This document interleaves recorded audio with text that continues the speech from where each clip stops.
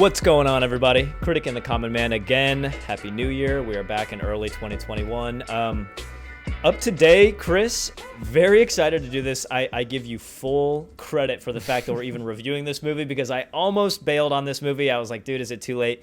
We are going to hit you guys with a late Christmas movie if you haven't seen it. Of course, actually, if you haven't seen it, this is your full spoiler warning.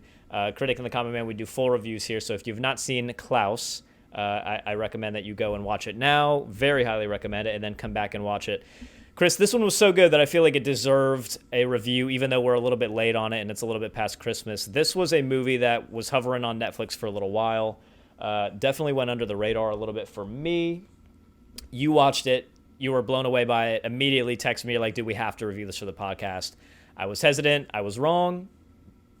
I was fully wrong. Accept that. And now here we are with what is now arguably my new favorite Christmas movie. We are talking about Klaus. Talk to me about this one a little bit. What did you think after you got done watching it? What looked interesting about it to you? Fire away, man. Oh, I mean, I remember I was just scrolling, and then I saw the Christmas movie just there. I mean, this is before Christmas. And I just saw it up there, and I saw the trailer, and after the trailer was done, I was like, why does this look really good? Like, I really want to watch it. And what blew me away was just the beautiful 2D animation. Yes. And I don't remember if I saw a thing online or if it was part of like the end of the movie or something, but I just remember seeing that this is all 2D animation, and the reason it looks so beautiful is because they used volumetric lighting, which basically adds this three-dimensional effect to a 2D image.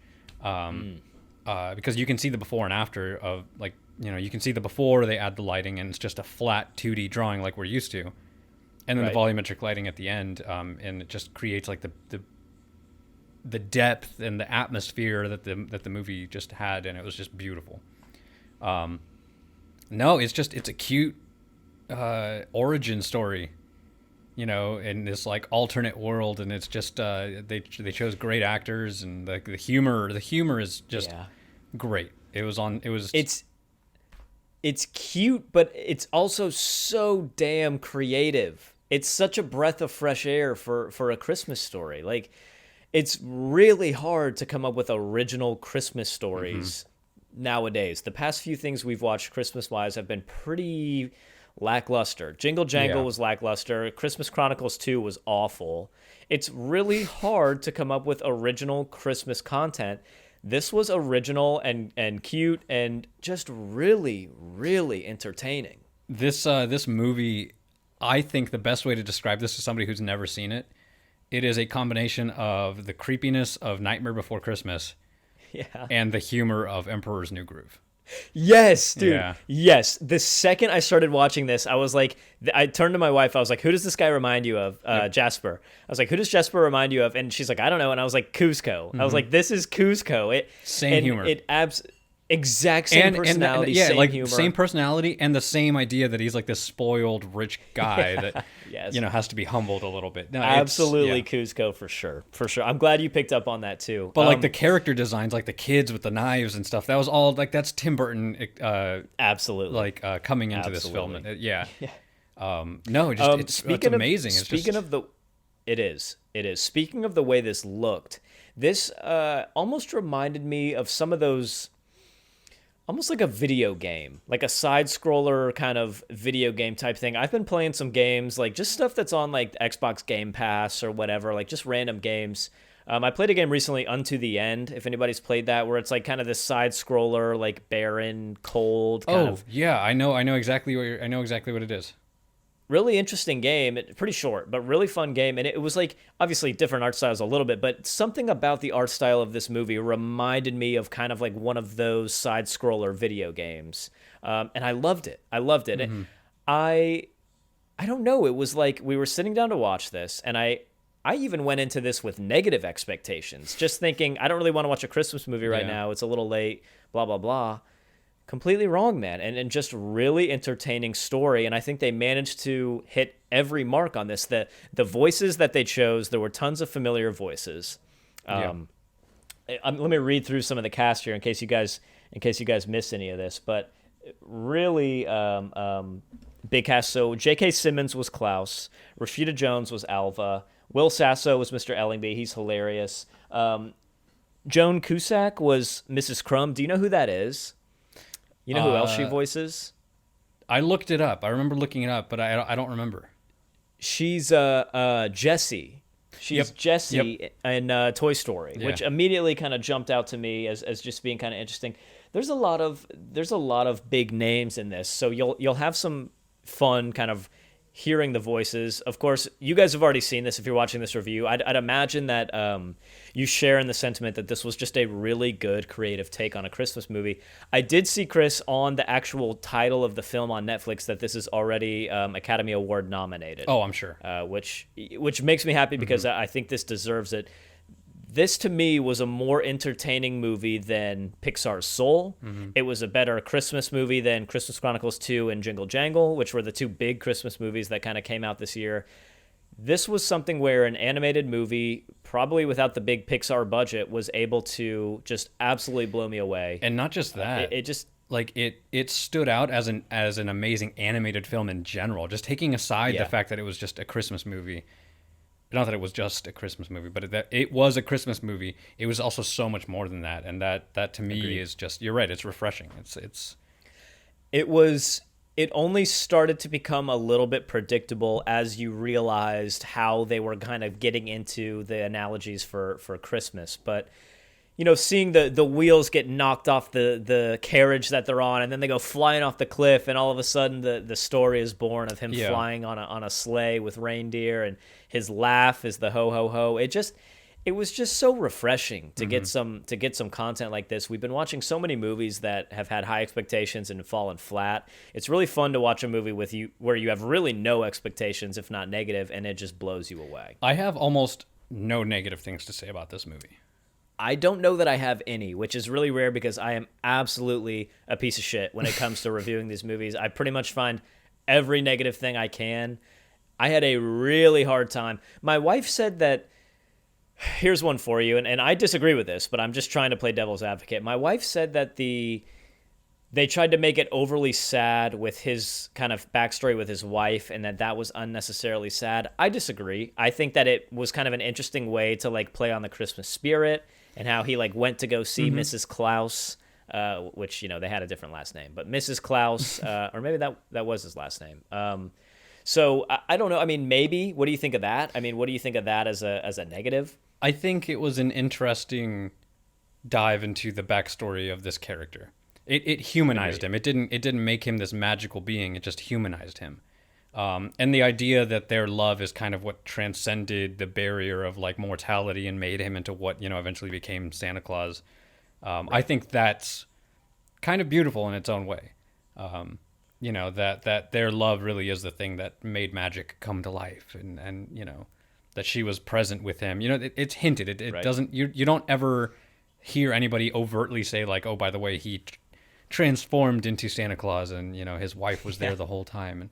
But it's hinted at, you know, with the blowing wind. And no, for me, honestly, the only thing that I can think of that pulled me out of the story was that they kind of forced the love story between what's her name? The teacher, the school teacher. Alva? Yes. Or Ava, I believe. I think it was Alva. Alva. I didn't feel a romance there, and they just kind of dropped it on you. I didn't buy that they were in love.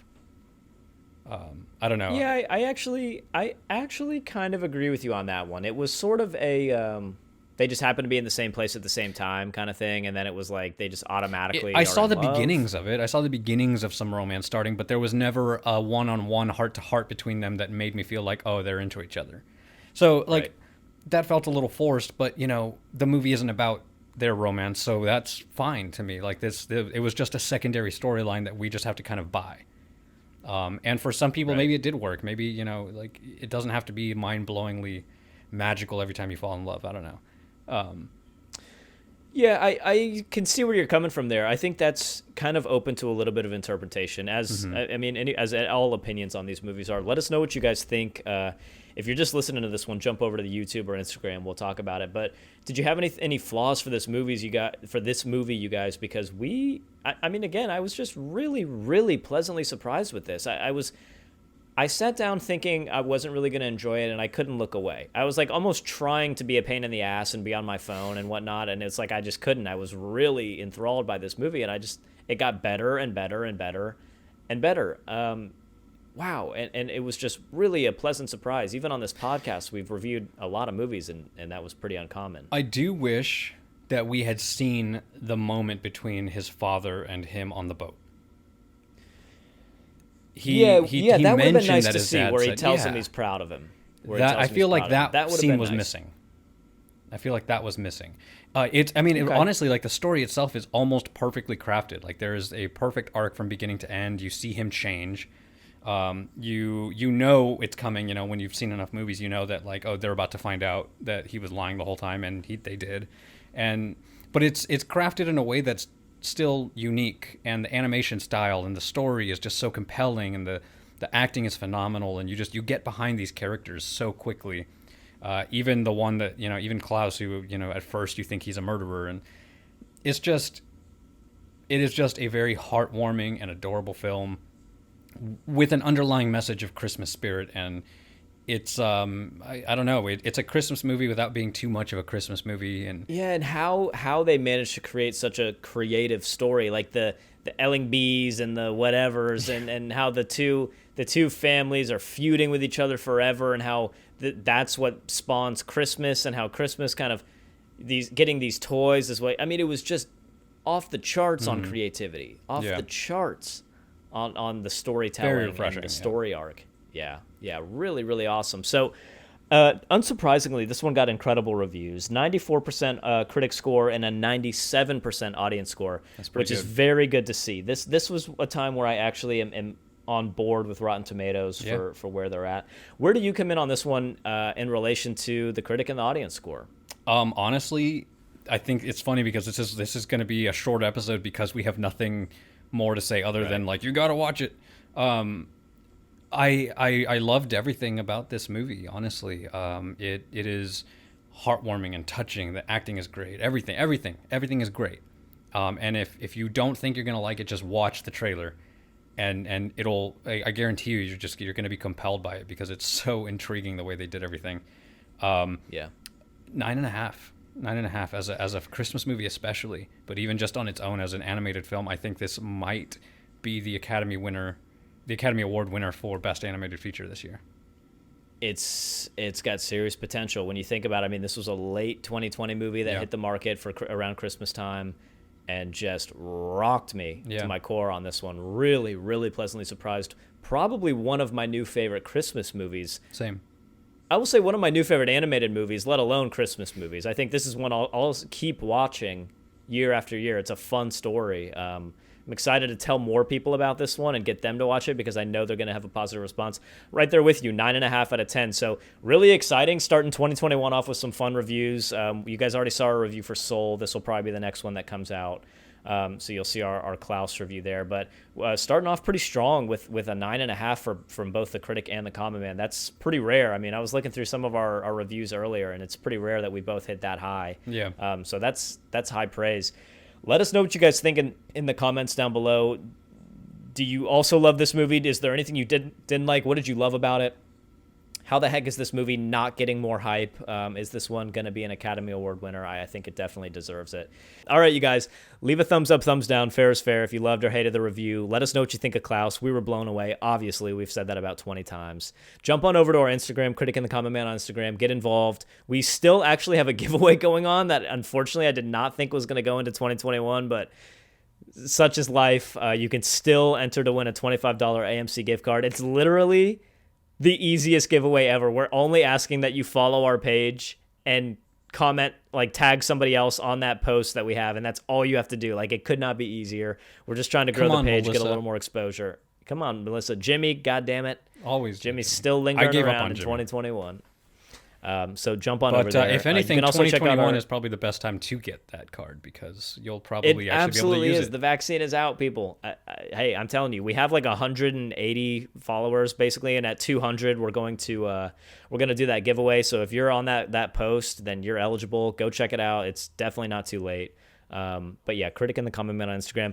www.criticandthecommonman.com. You can check out our website where we also hold all of our rankings. You can see what movies we loved and hated, sort them, list them, do whatever you want to do. Bop 'em, you can have a twist lot of 'em, fun with that. pull it. You can also check out on criticandthecommonman.com Chris's blog, which he updates on some movies that we watch. It's some really interesting reading if you guys want to go check that out, especially if you're an aspiring critic or in film school or just really like to take a little bit deeper, more serious dive into the films that we're reviewing here. There's some great content out there for you guys to check out. But that's it, man. Critic and the Common Man, we are back in 2021 stronger than ever. We missed you guys a little bit in December, and we're back here. So that's it. Chris, we are out of here. Give us some cool outro animation, something to keep the people entertained, keep them happy. Here's a potato. Oh, God. That's it, guys. All right. Critic and the Common Man, we'll see you in the next review. Peace.